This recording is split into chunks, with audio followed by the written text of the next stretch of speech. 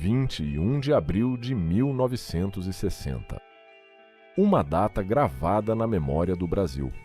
Depois de 41 meses de trabalho ininterrupto, 60 mil operários e um custo que até hoje não se sabe precisar, nascia no coração do Planalto Central a capital da esperança, Brasília, o sonho de séculos, a promessa de um futuro moderno, igualitário, grandioso. Mas e se eu te disser que por trás dessa fachada de concreto e vidro, por trás desse símbolo de modernidade, existe uma fundação que nunca foi sólida? E se a capital do futuro tiver sido construída sobre um erro?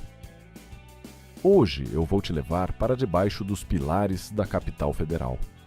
Vamos investigar os erros que a história oficial escondeu.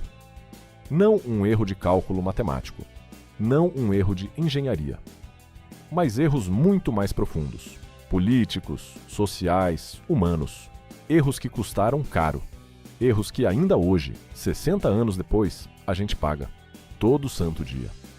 Antes de ser erro, Brasília foi sonho.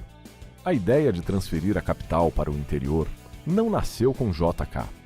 Ela vem de muito antes. Alguns historiadores apontam que já em 1750, o cartógrafo italiano Francesco Tosi Colombina, a serviço do Marquês de Pombal, sugeriu a interiorização da capital por motivos estratégicos. Depois vieram os inconfidentes.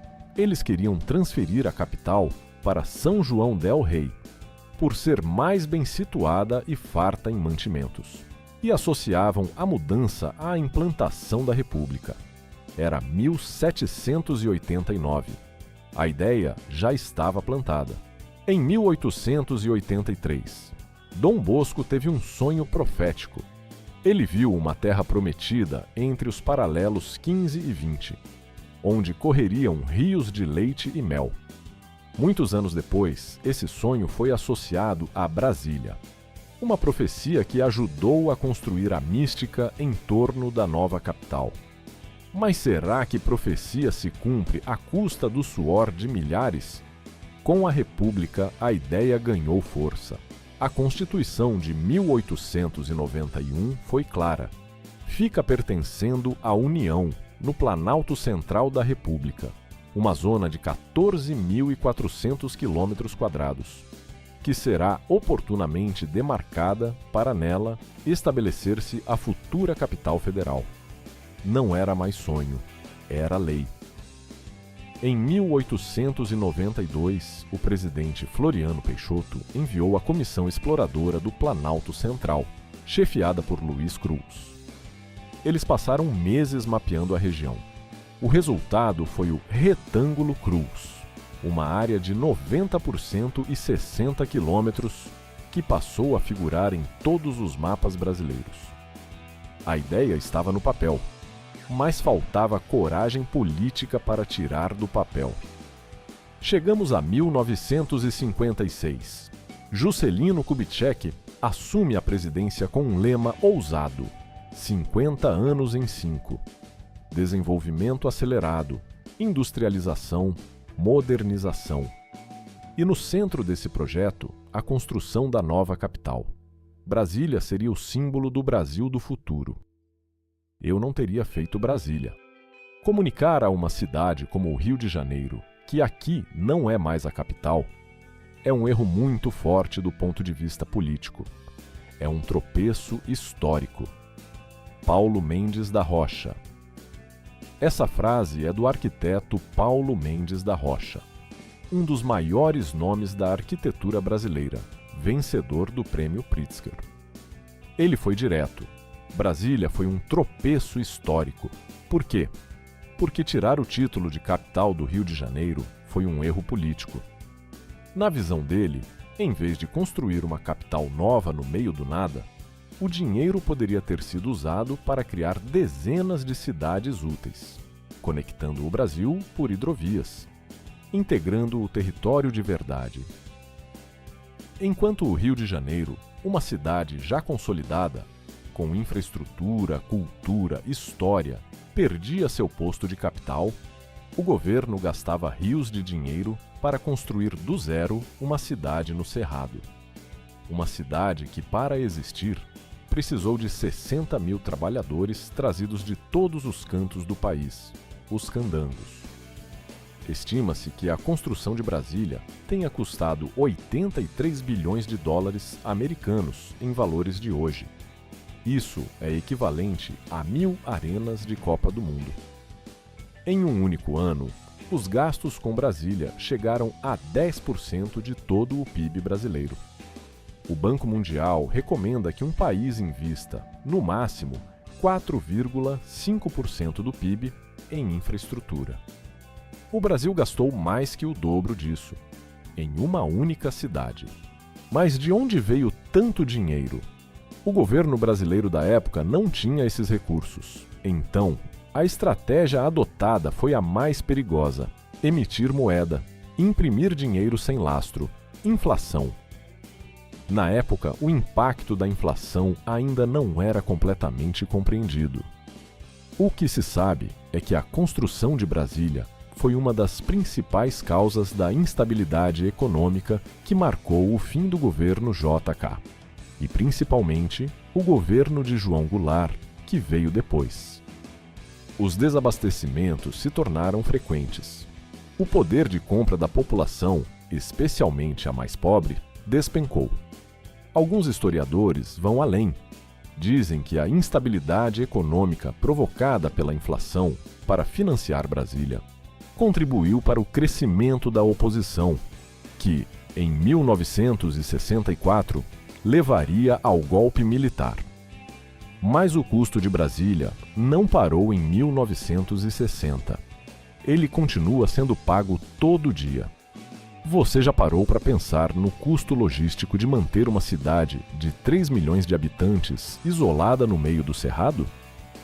Tudo em Brasília precisa vir de longe. Combustível, alimentos, materiais de construção, papel higiênico. O custo de transporte encarece tudo. E esse custo é pago por quem mora lá. E, de certa forma, por todo o país, que sustenta a máquina pública sediada na capital. Esses caminhões são as artérias de Brasília. Sem eles, a cidade para em uma semana. É uma dependência absoluta. Um custo escondido que não aparece nos livros de história, mas que está embutido no preço de tudo que se consome por lá. E aqui vem a pergunta que não quer calar. Será que o dinheiro gasto em Brasília não faria mais falta em outros lugares? Em 1956, o Brasil tinha déficit habitacional, falta de escolas, hospitais precários, estradas de terra. Em 2024, o Brasil ainda tem déficit habitacional, falta de escolas, hospitais precários, estradas de terra. O economista Edward Glaeser, especialista em urbanismo, tem uma frase que define bem o que aconteceu. Ao jogar dinheiro em locais economicamente improdutivos, você está basicamente subornando as pessoas a morarem em lugares menos produtivos e frequentemente piores em serviços sociais básicos. Brasília foi construída, as pessoas vieram, mas os serviços sociais básicos não acompanharam. O resultado, uma cidade partida. Um erro econômico que se repete todo dia, em cada fila de ônibus, em cada falta de leito hospitalar na periferia. Para entender o erro urbanístico de Brasília, precisamos voltar a 1933. Na Suíça, o arquiteto Le Corbusier publica a Carta de Atenas, um documento que propunha uma revolução no jeito de pensar as cidades. Zoneamento rígido, cada coisa em seu lugar. Áreas separadas para morar, trabalhar, se divertir. Grandes blocos residenciais afastados das ruas e vias largas para os carros. Quando o modernismo chegou ao Brasil, ele foi incorporado ao tecido urbano existente. Copacabana verticalizou, mas manteve a vida na rua. O centro de São Paulo ganhou arranha-céus, mas preservou a mistura. Até então, o modernismo era arquitetura, não urbanismo radical. Até que veio Brasília. pela primeira vez na história, uma cidade inteira seria construída do zero, seguindo à risca os princípios da Carta de Atenas. Lúcio Costa venceu o concurso com um traço simples: o cruzamento de dois eixos. Um para a monumentalidade, outro para a vida residencial. Parecia perfeito no papel. O arquiteto Walter Caldana, da Universidade Presbiteriana Mackenzie, tem uma expressão forte. Ele diz que Brasília foi colocada no freezer a 273 graus negativos. A cidade se congelou no tempo, e o que era para ser uma solução perfeita virou uma armadilha. A setorização de Brasília é radical demais. Você tem a área de trabalho, a área de moradia, a área de lazer. Parece lógico, mas na prática, isso mata a mistura que faz uma cidade viva. Em Brasília, depois das 18 horas, o eixo monumental vira um deserto. As ruas não têm comércio, não tem gente, não tem vida. Em 1961, um ano depois da inauguração de Brasília, a escritora Jane Jacobs lançou Morte e Vida das Grandes Cidades. O livro era um tapa na cara do planejamento modernista. Jacobs mostrava que cidades vivas precisam de mistura, de gente na rua, de calçadas movimentadas, de comércio misturado com residência. Exatamente o oposto do que se fez em Brasília. Brasília foi construída sobre o erro de acreditar que a vida pode ser totalmente planejada, que as pessoas vão se comportar como peças de um tabuleiro. Mas cidade não é tabuleiro. Cidade é organismo vivo. Mas o maior erro de Brasília não está no plano piloto, está fora dele. O projeto original previa uma cidade para 500 mil habitantes. Hoje, a região metropolitana tem quase 4 milhões. E esses milhões, onde estão? Os trabalhadores que construíram Brasília, os candangos, foram empurrados para a periferia. A cidade que prometia igualdade criou a segregação mais radical do país. O arquiteto Lúcio Gomes Machado, da USP, define assim: Brasília é a cidade brasileira com maior renda média, resultado de uma incrível elite burocrática, servida por uma legião de pobres moradores das cidades satélites. Todo dia, centenas de milhares de pessoas acordam antes do sol para entrar no plano piloto. Passam até 3 horas no trânsito, trabalham o dia inteiro e voltam para casa à noite, exaustos. Brasília foi construída para ser vista, não para ser vivida por todos. Essa pessoa existe. Milhares delas existem. Elas são o erro vivo de Brasília. O erro social que o concreto não consegue esconder. 60 mil candangos. Vieram do norte, do nordeste, de Minas. Deixaram suas famílias para construir o sonho de um Brasil novo. Trabalhavam 12, 14 horas por dia. Moravam em alojamentos precários. Muitos morreram soterrados, eletrocutados, esmagados. Meu pai veio do Piauí em 1958.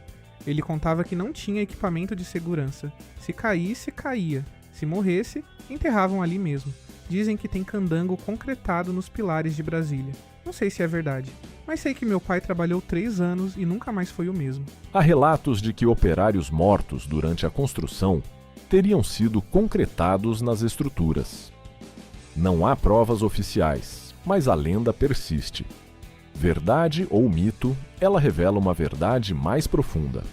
Os candangos foram sacrificados pela obra e depois esquecidos. Quando a inauguração chegou, os candangos não foram convidados para a festa. A cidade que eles construíram não era para eles. Foram empurrados para as cidades satélites, para a periferia, para o esquecimento. Eles construíram a capital do futuro, mas ficaram presos no passado. Hoje, o entorno do Distrito Federal tem mais de 1 milhão de habitantes. Gente que mora em Goiás, mas depende de Brasília para tudo. Trabalho, saúde, educação. São cidades dormitório que cresceram sem planejamento, sem infraestrutura, sem dignidade. Enquanto o plano piloto é tombado pela Unesco como patrimônio da humanidade, o entorno vive à margem da humanidade. A cidade-monumento brilha, mas quem a mantém de pé vive na sombra. Esse é o erro humano de Brasília, e ele não está nos livros de arquitetura. Paulo Mendes da Rocha disse que, em vez de construir uma capital nova, o Brasil deveria ter construído dezenas de cidades úteis. Cidades que integrassem o território de verdade. Cidades que levassem desenvolvimento para onde realmente importava. Imagine se os 83 bilhões de dólares americanos tivessem sido usados para construir escolas, hospitais, estradas, ferrovias. Imagine se o dinheiro tivesse ido para as cidades que já existiam, precisando de infraestrutura. Será que o Brasil seria diferente hoje? Será que a desigualdade seria menor? Mas não podemos jogar fora o bebê junto com a água do banho. Brasília também acertou. É uma cidade única no mundo, reconhecida pela Unesco como Patrimônio da Humanidade desde 1987. A mais importante realização urbanística do século XX, nas palavras de muitos especialistas. A escala monumental de Brasília, a relação entre os espaços, a qualidade arquitetônica, tudo isso é motivo de orgulho. Poucas cidades no mundo têm uma imagem tão forte, tão marcante. Brasília é, sim, uma obra de arte. Mas obra de arte não se sustenta só de beleza. Brasília precisa se reinventar, precisa integrar o entorno, precisa olhar para os candangos e seus descendentes. Precisa ser, de fato, a cidade de todos. Os erros de Brasília não são sentença de morte, são diagnóstico.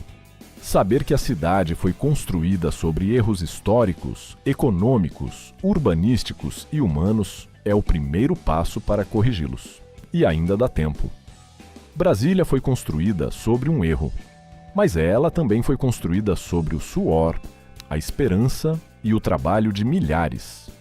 O erro não anula o acerto. A crítica não nega a beleza. A questão é, a gente vai repetir os erros ou aprender com eles? Eu quero saber de você. Qual é a sua relação com Brasília? Você já morou lá? Já visitou? Tem vontade de conhecer? Ou acha que o projeto todo foi um erro? Comenta aqui embaixo. Vamos construir essa conversa. E se você chegou até aqui, já sabe, compartilha esse vídeo com alguém que precisa entender o Brasil para além da superfície. A verdade está nos detalhes. A gente só precisa ter coragem de olhar.